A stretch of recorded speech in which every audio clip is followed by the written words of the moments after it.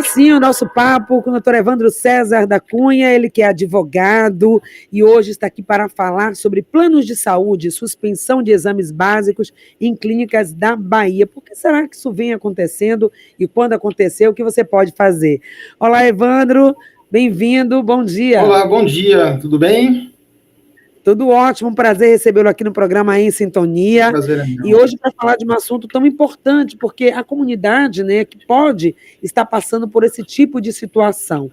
Alguns planos de saúde negam ou atrasam exames que a pessoa, né, quer fazer. O que tem acontecido de fato? Porque na verdade, assim, os planos de saúde em geral, quando eles negam atendimento solicitado por um beneficiário, essa negativa ela pode ser devida ou pode ser indevida. Se ela for indevida, ela pode ser caracterizada como uma prática abusiva, gerando um grande prejuízo ao consumidor, ao usuário do plano de saúde. Em razão disto, o paciente que foi prejudicado pela resposta da operadora pode ter o direito a receber uma compensação pelo transtorno sofrido, além de conseguir um atendimento necessário para o seu atendimento médico. Certo. Então, há alguns casos, então, específicos, onde, sim, a operadora do plano de saúde pode negar um exame. E que casos seriam esses? Ela pode negar em algumas situações são pontuais, né? Assim, os planos de saúde comercializados hoje no país, eles devem seguir as determinações da ANS, que é a Agência Nacional da Saúde Suplementar, que é o órgão responsável do setor dos planos de saúde aqui no Brasil. Essa agência ela possui um rol de procedimentos que deve ser seguido por todas as empresas de saúde, independente de qual seja a sua operadora. E sendo assim, os atendimentos que estão presentes neste rol devem ser obrigatoriamente oferecidos pelo convênio. No entanto, a negativa ainda pode acontecer mesmo que seja uma prática indevida. Geralmente, as operadoras apresentam as seguintes justificativas: carência de tempo de contrato. Ou seja, quando o consumidor contrata um plano de saúde, os novos beneficiários têm que esperar um tempo para terem acesso a determinados atendimentos, como consultas, exames, internações e tudo mais. Este prazo ele é determinado por cada operadora. No entanto, não deve ultrapassar o que a ANS determina, como, por exemplo, nos casos de urgência e emergência, a carência é de apenas 24 horas.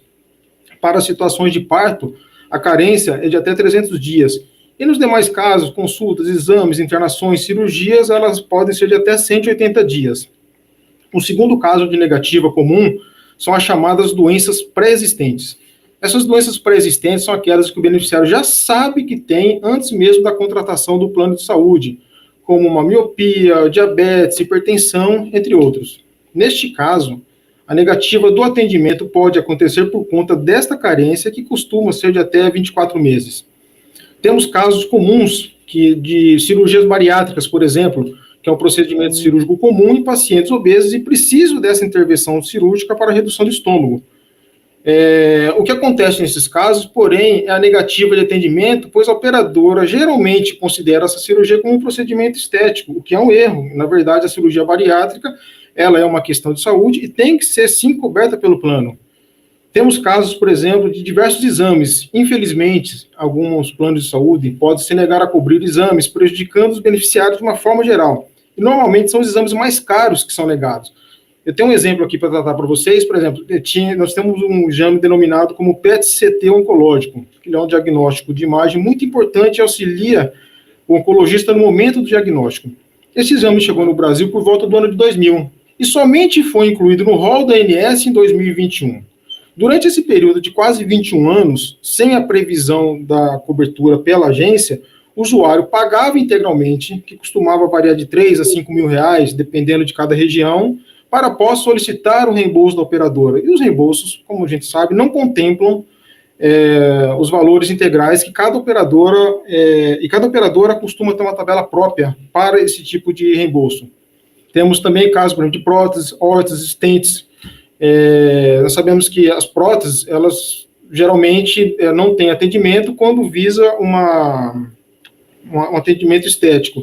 Mas, por exemplo, no caso de um procedimento de uma reconstrução de uma mama por uma paciente que teve um problema oncológico, aí sim o plano de saúde ele é obrigado a fazer esse tipo de atendimento. Pois é, então são vários casos, vimos aí que tem sim, em alguns casos específicos, onde a negativa do plano de saúde, da operadora do plano de saúde, pode vir, e aí o consumidor, aquela pessoa que contratou esse serviço, vai acatar ou pode fazer algo que vamos saber daqui a pouco, o que pode ser feito quando essa negativa vem, porque cada caso é um caso. Exato. Agora, é muito comum também o cliente ele ser surpreendido quando liga para a clínica querendo fazer aquele exame, ela foi descredenciada, descredenciamento de rede do plano de saúde, como clínicas, hospitais, laboratórios. E aí, quando ele contratou o plano, tinha essa possibilidade. Agora foi descredenciado, não tem mais. O que é que faz nesses casos? É comum também? Infelizmente, Patrícia, esse tipo de descredenciamento tem sido muito comum. E é uma prática rotineira, esse descredenciamento de hospitais, laboratórios, médicos e o serviço geral do plano de saúde. E, por suas vezes, como salientado, essa decisão pega o consumidor de surpresa, por meio de um tratamento ou através de uma cirurgia já marcada. Ultimamente tem sido noticiado na imprensa, inclusive, o aumento de número de reclamações de segurados das principais seguradoras junto à ANS, por conta desse descredenciamento de vários serviços das clínicas de saúde e da própria rede assegurada. Segundo o relato desses consumidores, eles estão sendo surpreendidos com o descredenciamento de hospitais e laboratórios ao tentarem realizar o agendamento. Ou seja, os clientes não estão sendo comunicados pelas seguradoras sobre as alterações da rede credenciada conforme determina a legislação. Aí o consumidor ele deve ficar atento aos seguintes pontos. No caso de descredenciamento, ele obrigatoriamente tem que receber um comunicado específico da operadora do plano de saúde dele, justificando o porquê que essa clínica foi descredenciada.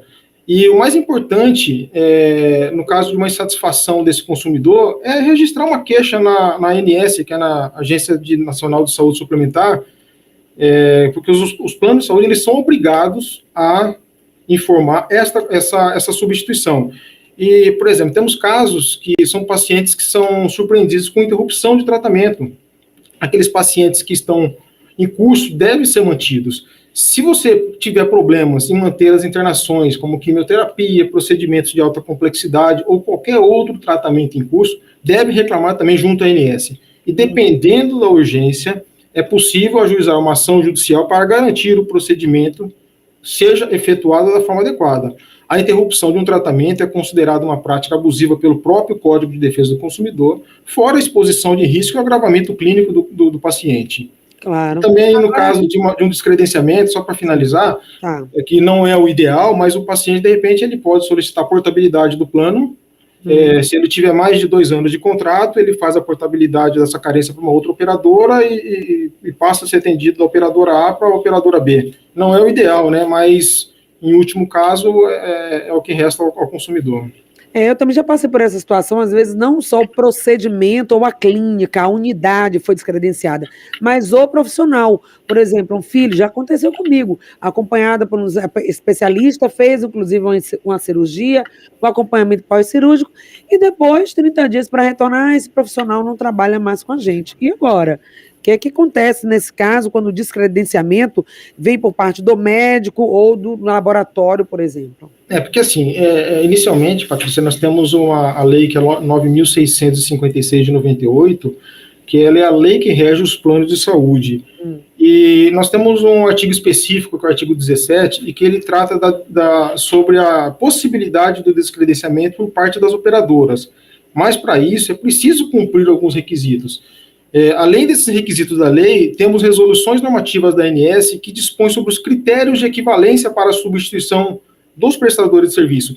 Esse critério de equivalência é o que o artigo 17 fala, olha, o plano pode fazer a substituição desde que faça a substituição do profissional ou da clínica por profissionais equivalentes, da mesma qualidade. Existem, às vezes, 2 tipos de descredenciamento. O por substituição ou por exclusão. Às vezes, o comum que tem é por substituição, que a operadora substitui o profissional, como o caso que você acabou de relatar, por um outro, mas ele tem que ter a mesma qualidade técnica. Neste caso, o beneficiário, o usuário do plano de saúde, tanto quanto a ANS, precisa ser avisado do descredenciamento com 30 dias. E também, se quando é caso que está em tratamento e esse profissional foi descredenciado, aí você pode recorrer ao judiciário e solicitar a manutenção desse tratamento, seja pela clínica, seja pelo profissional que foi descredenciado pelo plano. Pois é, imagina um transtorno, né? No ideal que o consumidor não tivesse que passar por isso.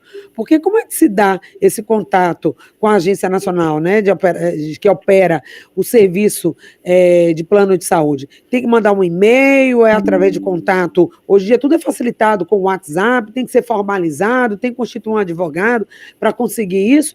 Ou é uma forma mais simples? Qual o caminho que o consumidor tem? Bom, houve descredenciamento, então houve a negativa do meu acesso ao exame. O que o paciente deve fazer? O que o consumidor deve fazer ao receber a negativa de atendimento do plano de saúde, efetivamente? Ele tem, no caso da negativa, aí nós temos 2 pontos de negativa, né? Tem a negativa pelo descredenciamento e temos a negativa por conta dos procedimentos que não são autorizados. Quando é uma negativa de atendimento pelo descredenciamento, o beneficiário ele pode exigir da rede credenciada que contratou que aderiu ao plano. Essa reclamação ele pode fazer administrativamente na ANS através da internet, como também no PROCON. Para o caso de esse daí são reclamações administrativas. Para que o plano seja obrigado a dar continuidade ao tratamento, isso vai depender de relatórios médicos e demais informações, mas tem que ser por via judicial. Hoje, a depender da complexidade do tratamento, o consumidor pode procurar direto os balcões do juizado especial de pequenas causas para aqueles valores, tipo assim, o juizado ele estabelece a não obrigatoriedade de acompanhamento de advogado para as causas de até 20 salários mínimos. Ou seja, o consumidor ele pode fazer a queixa pelo site na ANS, pode fazer a queixa no PROCON, pode procurar o juizado de defesa do consumidor para ajuizamento da ação.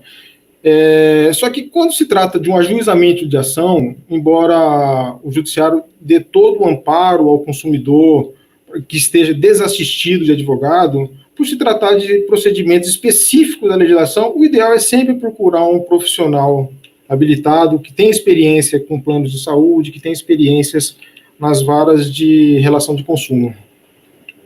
Maravilha. E tem como conseguir algum tipo de compensação se o plano de saúde negar esse atendimento? Negou o atendimento, tudo bem. Aí eu fui prejudicado, eu tinha uma cirurgia já marcada, perdi o prazo da cirurgia, né? O consumidor pode passar por essa situação porque esperava que fazer o exame a tempo de receber o resultado para encaminhar para a cirurgia e não conseguiu, além de outros transtornos que ele possa ter. Tem algum tipo de compensação ou algo que ele pode ir além do que exigir o exame, literalmente? Além disso, tem outras coisas que podem ser colocadas aí em questão? Sim. O que você pode fazer? Ele pode recorrer ao judiciário para pedir esta compensação, seja pela obrigação de fazer, que é do plano, cumprir com o atendimento, seja na obrigação de ser ressarcida pelos danos materiais e até mesmo pode ter um pedido de dano moral. Em casos urgentes, para você ter uma ideia, Patrícia, o paciente que está em tratamento no hospital e ele foi descredenciado pela rede, ele caberá um pedido de tutela de urgência para determinar a manutenção do atendimento pelo plano no mesmo local, mesmo que esse local esteja descredenciado. Isto porque um paciente em tratamento médico, ainda que não esteja internado, não pode ser obrigado a interromper o tratamento, nem ser obrigado a se adaptar ao tratamento de um novo hospital. Agora, para entrar com uma ação judicial, é indispensável reunir a documentação necessária para a devida comprovação, tais como print de telas do site da operadora que demonstra que o hospital A, B ou C, ou clínica A, B ou C é credenciada, ou aqueles livretos que eles forneciam antigamente, prestando as informações dos credenciados. E, além disso, é indispensável um relatório médico do profissional que acompanha este paciente com todas as informações detalhadas sobre o tratamento. E, se possível, com a informação de que não há uma previsão de alta médica dependendo do caso concreto, né? Mas, e ao longo deste período, ele pode sim ser ressarcido pelo que ele gastou efetivamente, que teve que desembolsar, e nas vias judiciais o plano acaba sendo obrigado a ressarcir pelos danos morais, como também pode ser fixado, a depender da situação, uma indenização por danos morais. Pois é, gente. Então, Recursos tem sim como pedir o ressarcimento. Se você se sentiu prejudicado, lesado de alguma forma, imagine, senão seria muito simples, né? Você contrata um plano de saúde, você está ali fazendo seu acompanhamento com o profissional, no local próximo da sua residência, você organiza toda a sua vida, sua rotina, e de repente foi descredenciado, não tem mais, colocou você agora, a clínica vai ser em tal lugar, bem distante, e é você que vai ter que se reorganizar, vai ter que dispor de recursos para continuar o seu tratamento, e com o plano de saúde fica tudo bem, só continua recebendo no final do mês aquilo que você paga, a sua mensalidade, que em muitos casos não é simples, não é barata, em alguns casos até de pessoas idosas pesa muito no orçamento, e você que tem que se adaptar. Então, não é bem por aí, isso vem acontecendo, e é por isso que existem profissionais, aí como o nosso convidado de hoje, para atender a demanda aí da população e também para prestar esse serviço de utilidade pública que o Evandro César da Cunha, advogado corporativo com atuação em direito empresarial, fez hoje aqui com a gente. Então, como sua recomendação final, sua dica final, suas considerações para encerrar essa nossa entrevista de hoje, já agradecendo a sua disponibilidade. Eu inicialmente agradeço a oportunidade de estar aqui presente. Esse tema precisa ser tratado em poucos minutos aí, é um tema que nós passaríamos aqui o dia todo falando e não esgotaríamos todas as possibilidades, né, afastaríamos todas as arbitrariedades que os consumidores vêm sofrendo. Acho que cabe inicialmente aos órgãos de fiscalização, seja o PROCON, seja o Ministério Público de Defesa do Consumidor, até mesmo a ANS, cobrar dessas grandes seguradoras que vêm fazendo esse descredenciamento de forma desordenada. Muitos desses descredenciamentos têm sido para trazer o consumidor para atendimento numa rede própria credenciada, através de compras de hospitais, e isso interfere diretamente na vida do consumidor, que, como muito bem salientado, às vezes ele tem que se deslocar até mesmo para outro município para ser atendido em razão desse descredenciamento, dessa manobra que os planos fazem. Então, assim, Evandro, já fica aqui o nosso convite, tá? Infelizmente, nosso tempo é curto, foi curto hoje, mas já fica o convite para que você possa voltar em outras oportunidades, esclarecer mais, e quem ficou ainda com alguma dúvida, pode entrar em contato com a nossa produção e a gente caminha para você. Obrigada por hoje, um ótimo dia a todos que fizeram o programa em sintonia com a gente. Obrigada, Evandro, toda a equipe, Marquinhos Santiago, e até amanhã com mais um Papo Sintonia no seu momento.